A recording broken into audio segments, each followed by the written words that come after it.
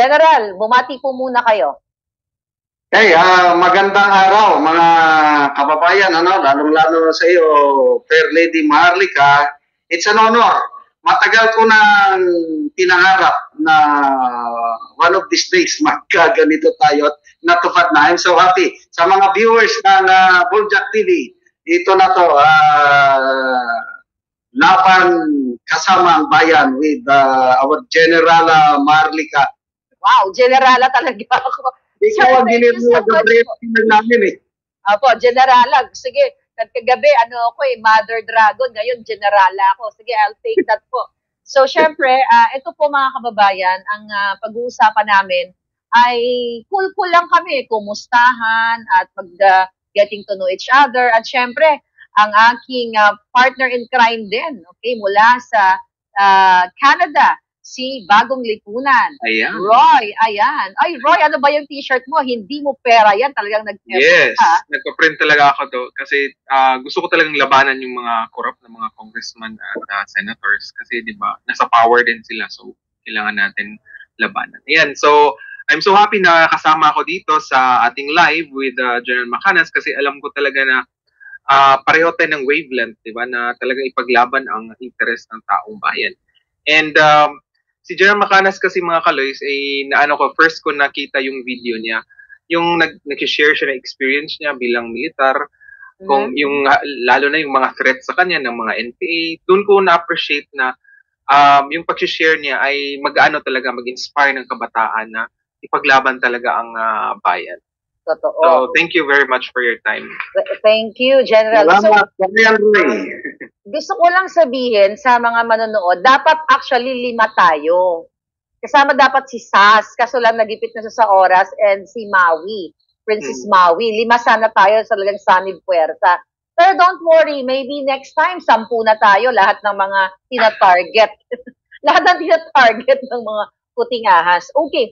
General Macanas, actually kayo po nung pinapanood ko kayo, para lang po sa mga hindi nakakilala kay General Macanas pa ng mga palangga ko, pwede nyo siyang i-subscribe sa General Opinion sa kanyang YouTube channel. Tama po yun, no? Tama po yung channel. Yes, si General's Opinion.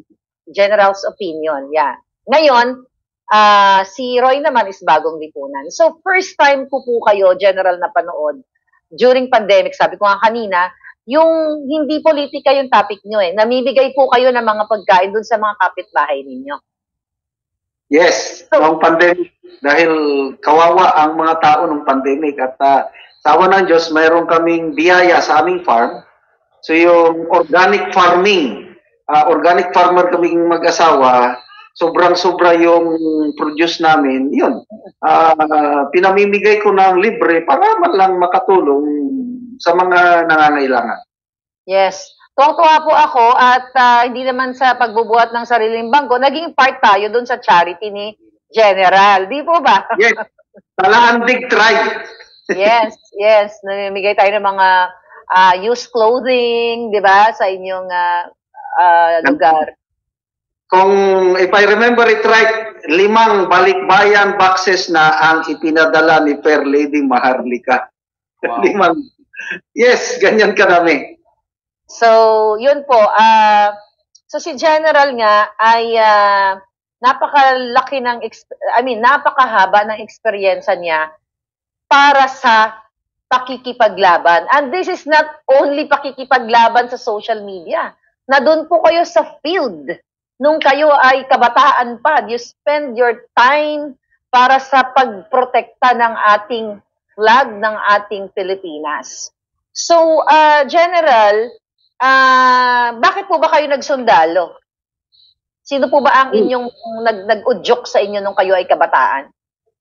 Ang aking father, World War II veteran, siguro nasa dugo. Dugo namin, kapatid ko, retired sundalo rin. Pamangkin ko, sundalo, colonel ngayon. It's in the blood. Blood of soldiers kami. So, Roy, may katanungan ka kay General bago ako Yeah, kasi nasubaybayan ko talaga yung mga vlogs din niya, yung experiences niya. tatanong ko lang kasi ngayon parang sa'yo patungo yung yung binabalita ng PNP, di ba, na may kakasuhan daw at yun nakikita ko rin sa social media. So ang katanungan ko po is base sa yung experience, di ba, marami ka ring threat sa NPA and then ngayon mismo ang admin talaga ay may threat na rin sa iyo. So ano sa tingin mo yung kaibahan ng dalawang threats na yun? Mas mahirap itong threat ngayon. Kaysa yung threat ng NPA noon, kasi alam mo talagang kalaban. Ito ngayon, matindi. Kailan hindi ako takot dahil ang Diyos ang kasama natin sa labang ito. Kaya bring it on kung ano ang ikakaso nila. Actually, dalawa kaming kakasuhan. Itong si Captain Clemente. Dado Enrique. Dalawa kami. Actually, General Macanas, bago pa po kayo kinasuhan, si Marlec ang muna kinasuhan. May warrant of arrest na. May warrant of arrest na. Yes. So, ito yung bunga ng ating ito talaga ang bunga ng ating pakikipaglaban sa ating mahal na inang bayan. Alam niyo, minsan, makipaglaban ka sa mali, makipaglaban ka sa tama, talagang inaano ka din pinupunterya ka rin ng mga taong tiwalay sa gobyerno. Okay. So, General Macanas, napanood ko po talaga yung video ninyo na sinasabi ninyo na may text sa inyo na men in uniform, na mga puting ahas, yun yung term natin na kinukumbinsi nitong mga, nag-text sa'yo na may mga matataas na like general o kung ano man ang posisyon nila, na mag-resign si Bongbong Marcos. Okay? Yes. Sinabi niyo po doon, tsaka bago pa po kayo nagsalita, ako muna I think may expose ako tungkol dyan, tama po? Yes. Okay. Kaya nga, dugtong, iba yung puting ahas mo, iba yung puting ahas ko, parehas lang yung sinasabi. Opo. So, tapos sinabi niyo din po doon sa vlog ninyo, sir, na may mga, yun nga, matataas sa militar, okay? Pero, wala po kayong pinangalan ng tao Kung sino yung, tama po, tama? Yes. Analysis ko lang yun na, kasi ang sinabi ko, si Senator Amy, kinakausap niya yung kapatid niya, and then mayroong tumutulong sa kanya na kumakausap. So, sino yung posibleng kumakausap? Yun na yung analysis ko. Na sa bibes nakakausap, itong mga nasa poder, AFP, PNP, dahil papakinggan sila ng presidente kung sila ang kakausap. Kung hindi nila kinausap, di walang problema. Yes. Mga kababayan, mga palangga ko, ako mismo, itataya ako yung alindog ko, lagi ko pong sinasabi yun yung kredibilidad ko dito, na ako mismo, ako ang isa sa unang naglabas yan, na totoo, base doon sa aking talagang A1 na puting ahas, na kinukumbinsi ni Senator Amy si Bongbong Marcos na mag-resign na dahil sa hindi siya ang namumuno sa bansa natin, kundi po yung asawa niya, which is betrayal of public trust. Ngayon, yun ang una kong pinalabas. Kumbaga, kayo nga, Roy, di ba, ini-echo nyo, tapos ikaw, General, meron kang puting ahas din. Pero ang nangyayari ngayon, mga kababayan, kababasa ko nga, kapapanood ko lang sa DZRH, sa iba-ibang mga social media, mainstream media, na sinasabi ng PNP, okay, na hinahanap nila si General kasi daw sinasabi ni General na si Bronner ng AFP at itong ay yun ang sinasabi ni General na pumausap kay Bongbong Marcos. Wala pong sinabi si General na wala siyang mention. 'Di ba? Explain niyo nga po, General Macanas, na fake news itong mga sinasabi ng PNP. I advise the PNP, panoorin nila yung vlog ko. Ang title is AFP PNP Generals Convincing PBBM to Resign? ? Yes. That's the title. Kung mag-base sila sa title, wala sila. Kaya kung panoorin nila yung buong video, very clear yung analysis ko. Paulit-ulit ko pang sinasabi nga, analysis ko lang ito Opinion ko lang ito. I hope I am wrong, but this is my work as a blogger. Ipalabas ang aking idea. Bahalang tao kung maniwala sila o hindi. Siguro ang ikaso nila sa akin, fake news. Pero, Kung hindi totoo yung di fake news ako. Di sige, kasuhan nila ako ng fake news. yes. Actually, may dadagdag lang ako dyan. Actually, yung yung parati nating sinasabi, di ba, nagbibigay lang tayo ng opinion and analysis. Magkaiba po yun sa news. Kaya yung iba sigurong mga viewers ay nalilito about it. Di ba? Nagko-comment lang naman tayo. Kaya nga minsan may question mark because ito yung analysis natin, it's up to the audience to agree or not. Yes. Yeah. Diba, yun naman parati natin sinasabi, di ba? So, siguro na sila, na karamihan sa ating mga viewers o karamihan sa taong bayan ay uma-agree sa atin base sa kanilang experience at observation din. Yeah. So, ako naman sa case ko, alam naman ng aking mga palangga na ang binibigay ko talaga is mga, it's A1 information na coming dito sa mga government workers na nawu-witness nila yung injustice sa gobyerno ni Marcos Jr. So, eto yun, di ba? Pag nakikita nyo, pag nagbablog ako, nag-expose din, nagre-react ako. So, yun yung ginagawa natin. Pero sa case kasi ni General Macanas, ay talagang based dun sa news na pinagbibintangan siya na binabanggit niya yung pangalan ni Bronner, na si Bronner daw, na pinangalanan daw ni General Macanas, itong mga taong ito, na parang sure na sila, kinumbinsin ni General Macanas. Ayon kay General Macanas o sa vlogger na general, ay sinabi niya na si Bronner o ang AFP ang nagkumbinsi kay Bongbong Marcos. Wala namang ganun. Kahit balibalik ta rin po yung video, hinahanap ko, wala po talaga Diba? Kaya advice ko sa PNP, panoorin nila yung video na yun. Okay. So, mga kababayan, para mas lalo nating makilala si General Macanas, hindi lang dun sa charity niya, suportado po niya si Bongbong Marcos Jr.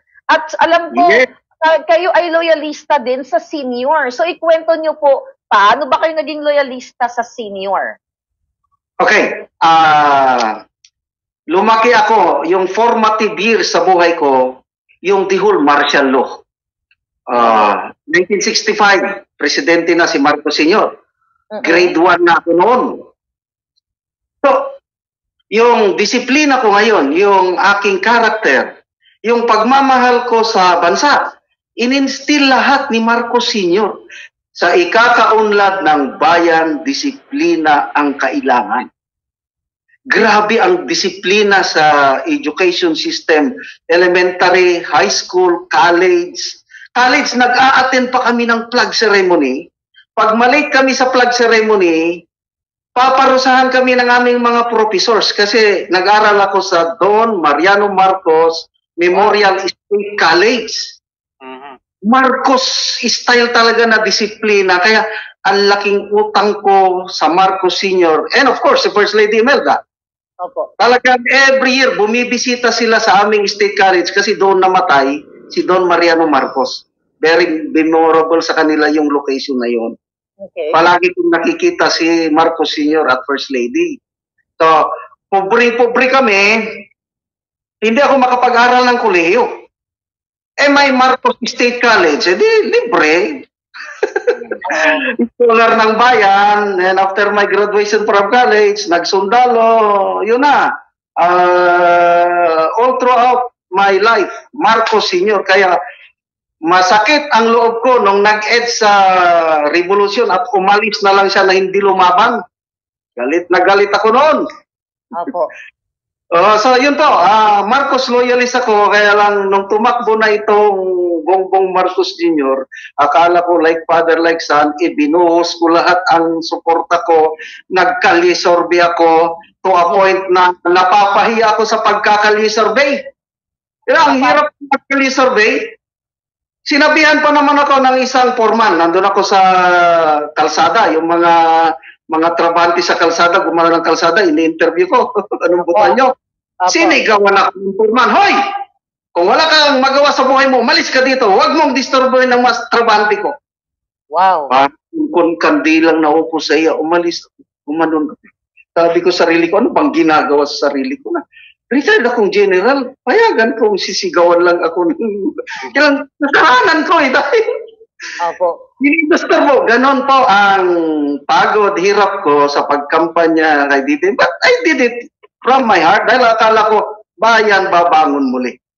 Ano ngayon, bumabaon muli. Ay, hindi pwede. Bumabaon muli. General, doon po sa foreman na nagsabi sa inyo, I think ipinakita niyo po ang isang tunay na, na puso ng isang sundalo o isang militar ang maximum tolerance. Na kahit general ka at ang foreman ginanon ka, ipinakita mo, hindi ka nag-init ang ulo, tinanggap mo kasi may kanya-kanya tayo. Kung yun ang init ng ulo niya during that time, di ba?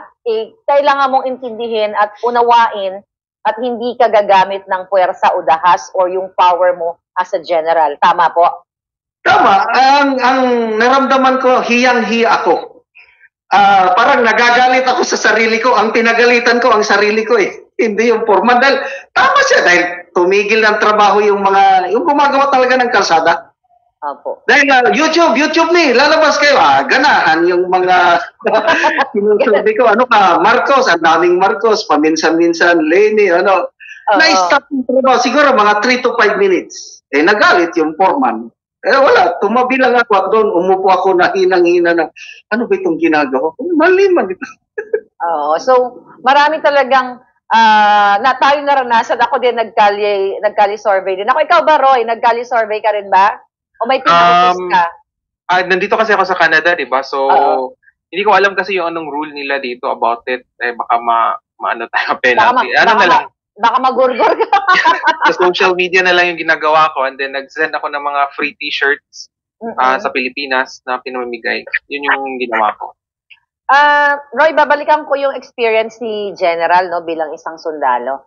Sir, ano po yung pinakamahirap ninyong naranasan bilang isang sundalo o tagapagtanggol ng Pilipinas?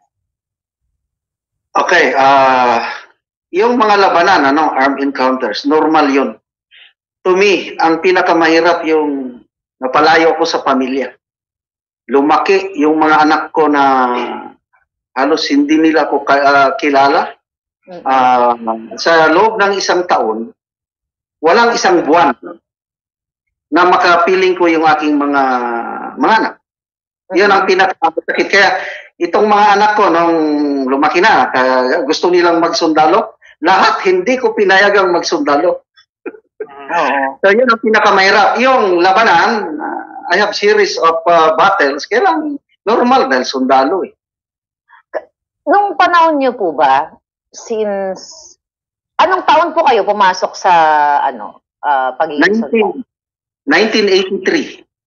So Marcos time pa. So, nung 1983, paano po ba yung, if you compare sa after Marcos, paano po ba yung mga pagkain ng mga sundalo? Maayos ba? Maayos, panahon ni Marcos Senior.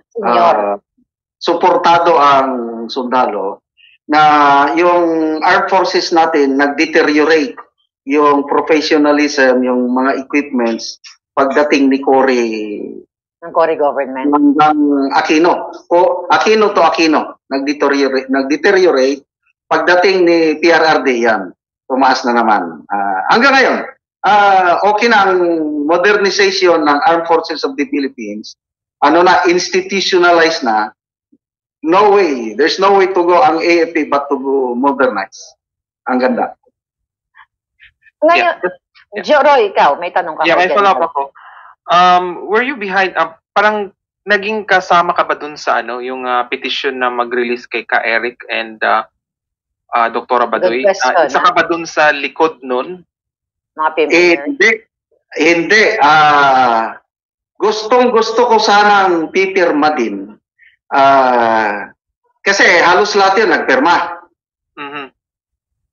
May mga PMAers yung nagpirma, May mga ibang non-PMAer general, hindi ako PMA graduate, Apo. Pipirma, ako magpipirma din sana, kailang, I don't know, ang nag-initiate kasi ng manifesto is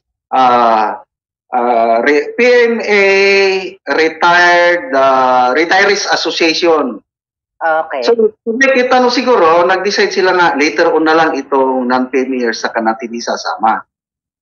Kaya maraming gustong pumirma.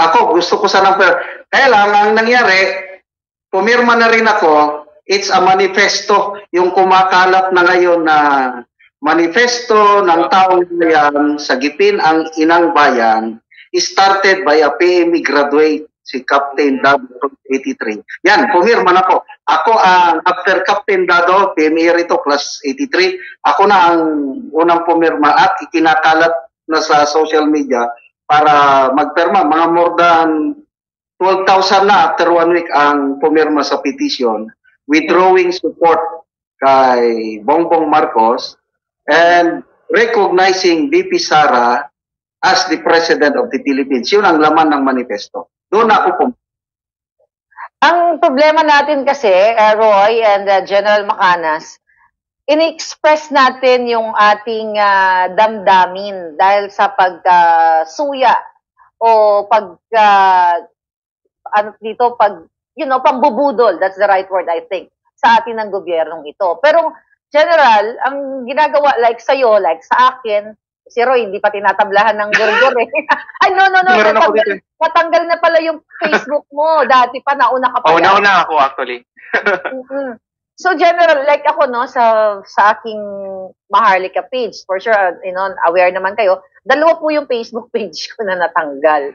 Nung nalaman nyo yon, ano yung pumasok sa isip nyo na bakit talagang magkasunod? 2 Facebook page. Ano ang sign nito para sa inyo?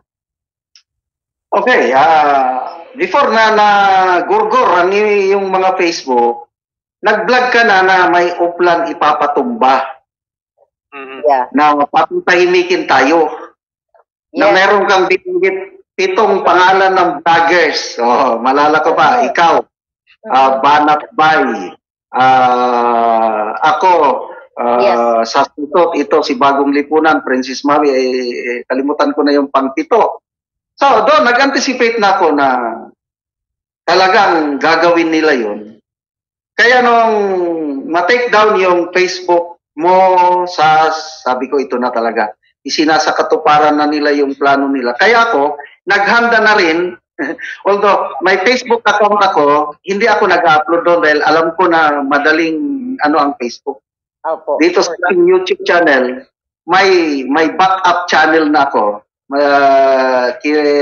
Ina-advertise ko na sa aking mga vlog na mag-subscribe ng aking mga subscriber para kung na-take down nila itong General's Opinion, may papupuntahan na akong channel. That's good.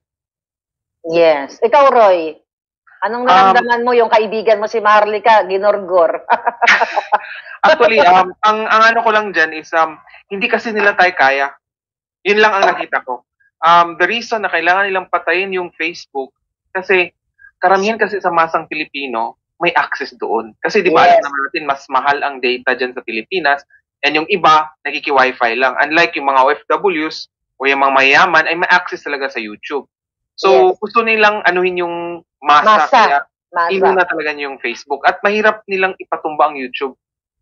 Ganun. Yeah. Apo. Okay. Bakit mahirap ipatumba ang YouTube? Kasi nga, wala silang connection na tao mismo. Di ba yung first page ko is natanggal? It's because of Rappler. Ang Rappler kasi fact-checker ng Facebook. So, ibig sabihin nun, may connection sila sa Facebook.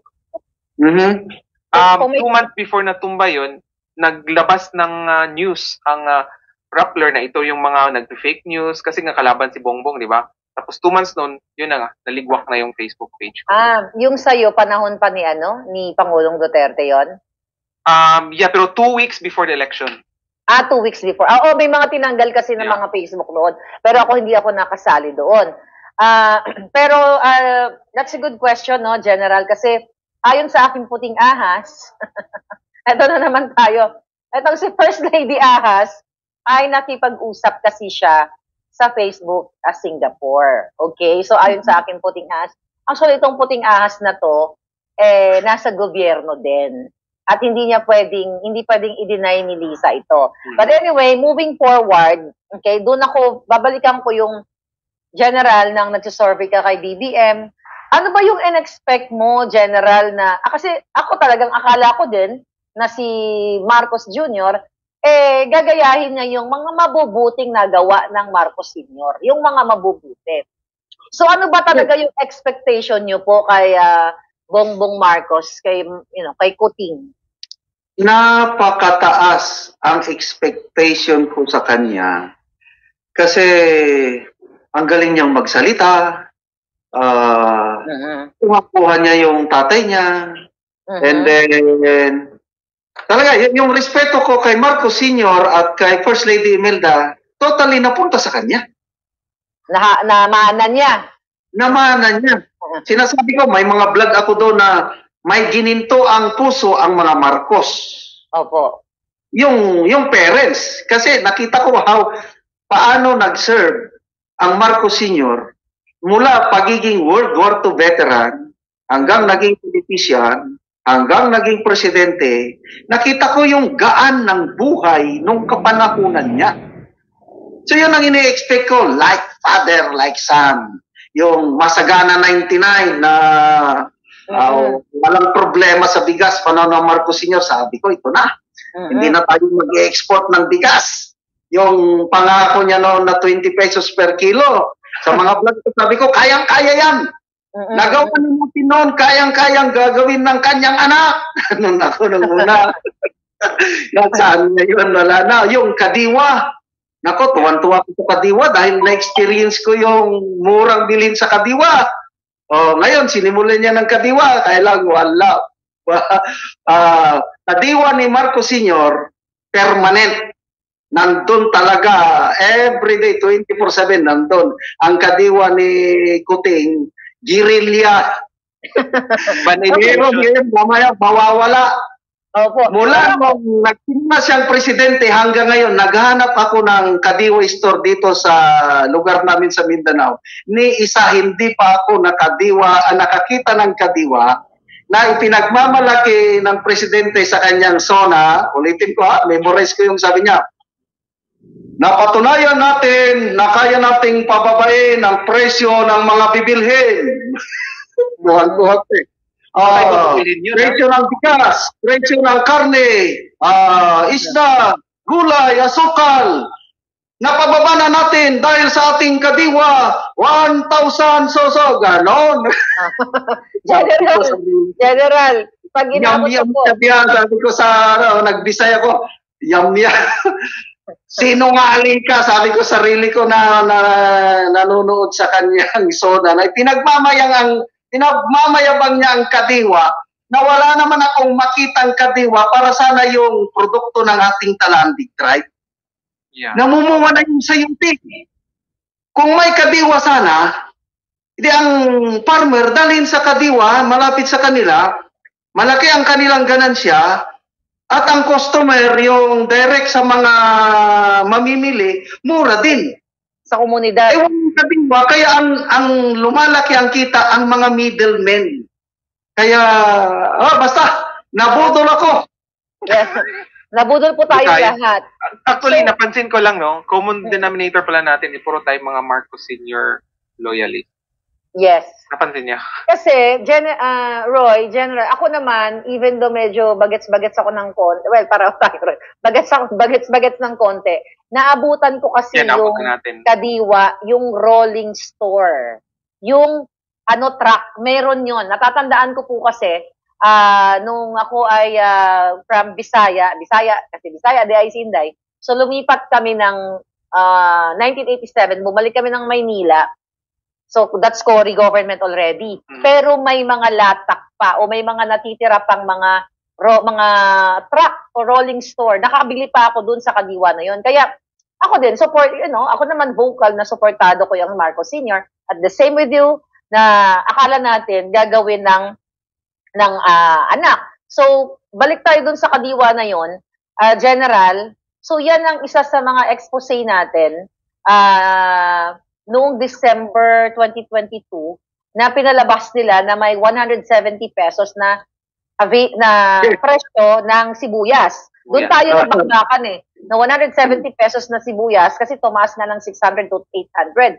Tapos later on, nalaman ng ating puting ahas at napag-usapan yan sa Senado na yung 170 pesos na sibuyas na pinagmamalaki ni Kuting at ng gobyerno niya, binili pala nila ng 530 yata kung tama yung recollection ko. 500 plus 540? 40. 540 niya. Thank you, General. Ayan, sa dami ng issue, nakalimutan ko na. Tingnan mo, ang galing ni General. Napakinggan ko yung mga vlog mo na yan eh. 540. Di ba? 540. So, ibig sabihin mga palangga, di ba? Palugi. At sino yung bumili nun? Gobyerno, subsidized by the government. Pero ang pinalabas nila, ay, nagmura na ang sibuyas, ang ganda na ng agriculture. So, yun ang pagkakaiba ng kadiwa ni Senior at ni Budol. Yeah. Yes. So, yun ang mga nakakagalit. So, General, kailan mo na-realize na nabudol ka? Bago lang. Bago lang. Nung una, nagtaka ako sa iyo dahil, bakit si Marlica ganun naman siya? Nagsisimula ka ng mag-ingay. Opo. Ako naman, natatakot ako sa iyo. Naku, baka kasuhan nila itong Marlica.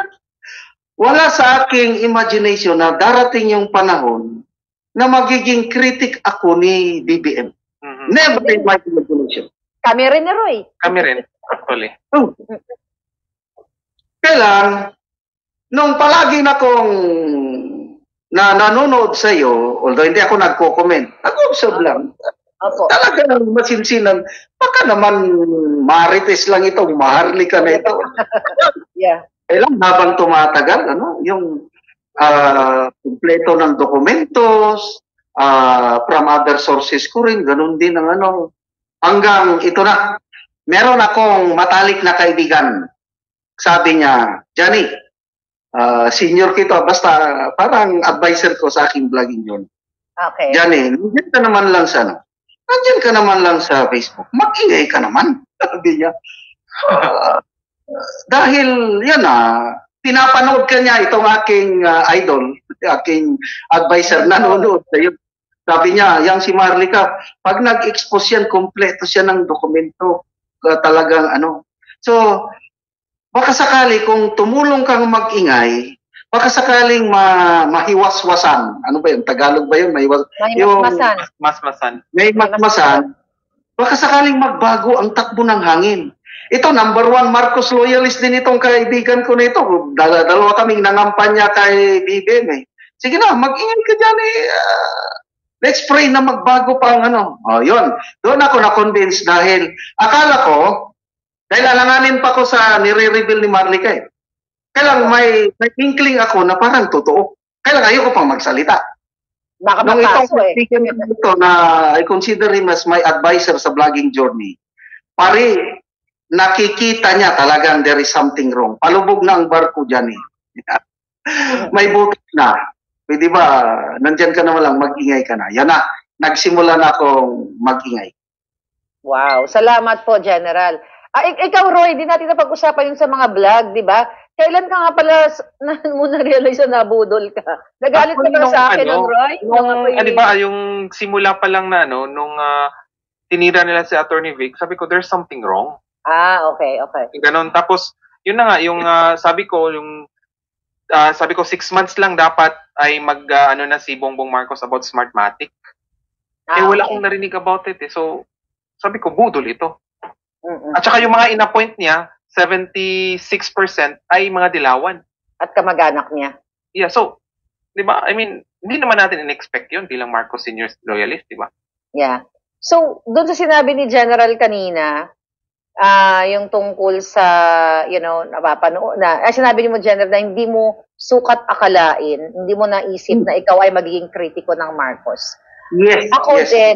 Ako din, never kung pumasok sa isip ko, na-explain ko na yata sa mga nakarang vlog ko na during kay Pebbles, diba, Roy? Ay, wala ka nun, Roy, tulog ka na. So, anyway, na si Pebbles talaga, Pebbles Punanan, Talakera, yung gustong una talagang magsalita sa social media. So, kinausap ko si Senator Amy dyan eh. I don't know kung na-mention ko. Na-mention ko yun sa vlog ko. Kinausap ko na, Mother, sabi ko, Senator Amy, si Pebbles magsasalita patungkol sa ginagawa ni Lisa. Actually, si Lisa talaga. Yun ang text ko kay Amy kasi gusto na magsalita ni Pebbles dahil nga doon sa issue kay RJ Nieto. You know that already. Balikan nyo na yung mga nakaraang vlog namin. So, ako bilang isang Marcos supporter talaga, ayoko mag-criticize. Kaya pinagawan ko ng paraan kay Senator Amy na kung pwedeng kasi kaibigan niya si Pebbles eh. Magkakaibigan kami. Si Darrell, hindi kami nagkita ng personal. Hindi ko masasabi kaibigan ko siya talaga.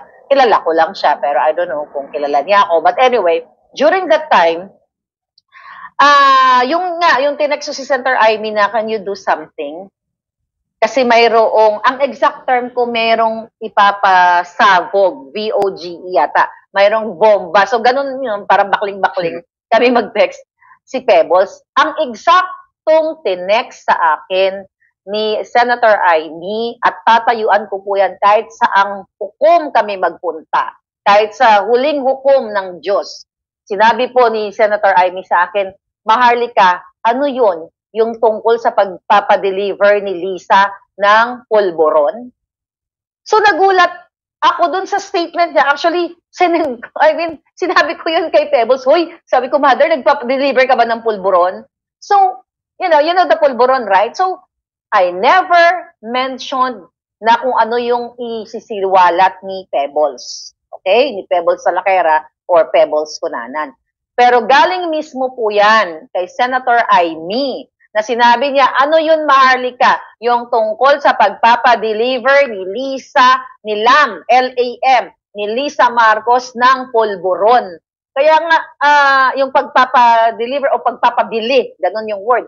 So, kaya nawindang ako, actually, I don't know kung nasabi ko kay Pebbles, na parang sinabi ko, ano ba to? Baka mamaya, ito kaibigan ko si Pebbles, baka mamaya sangkot dito sa pulburon. May ganun akong thinking kasi, you know what? Tsaka tinanggi ni Pebbles sa akin, hoy anak, ano ka ba? Wala akong ginagawang ganun. So doon po talaga magmula ang pulburon issue. At hanggang sa meron na tayong pulburonic video na inaabangan at ina-enjoy ng ibang nakakanood.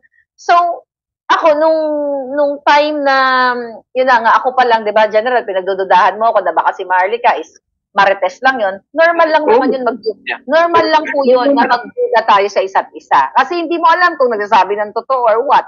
Diba?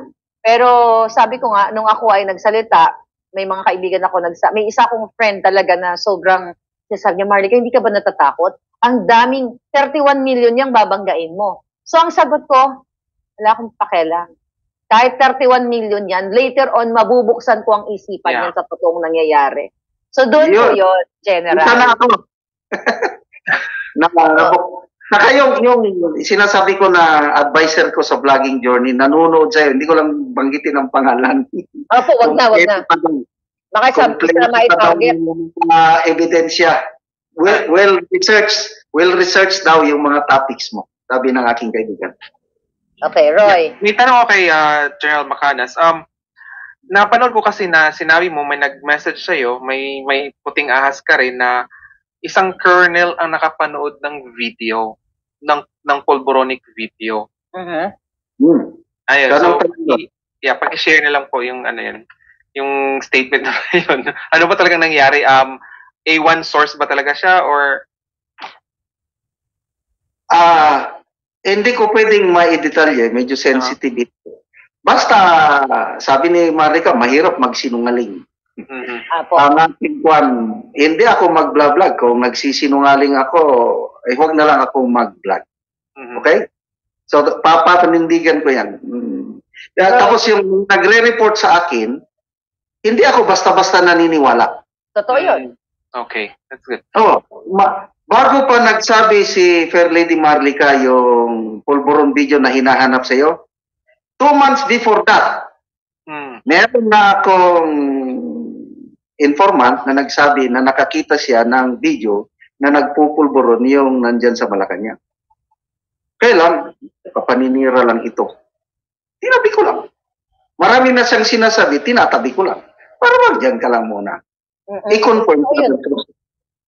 Nung nagbanggit ka, Madam Maharlika, na kailan ba ito? Itong December, na hinahanap sa iyo yung pulburon video na yun. Oo. Naman yung sinasabi ng 2 months ago na at napanood niya mismo. So, yan. Connecting the dots kasi na-train kami ng military intelligence. Kailangan i-process mo lahat ng information bago mo action. Yes. Actually, like you, General, ikaw, Roy, ako ang dami din talagang puting ahas na random ito. People that I don't know na sinasabi nila, ito. You know what? Bago ko po ilabas yung expose ko, ito si puting ahas, Miss Maharlika, ito, Tapos, ipo-forward ko yan sa isa kong puting ahas. Ma'am, o sir, eto, may information tayo. Totoo ba yan? Baka mamaya, paninira lang. Nagbe-verify kami. So, nagbe-verify talaga ako kasi baka mamaya itong nagbibigay sa atin ng information, gusto lang tayong sirain. O utos pala ni... Kapain lang, di ba? Kain lang. Utos pala ni Lisa Smugs. So, gusto ko lang linawin, because we're like 6,000 live viewers right now, General. So, ang daming na nakatutok sa atin.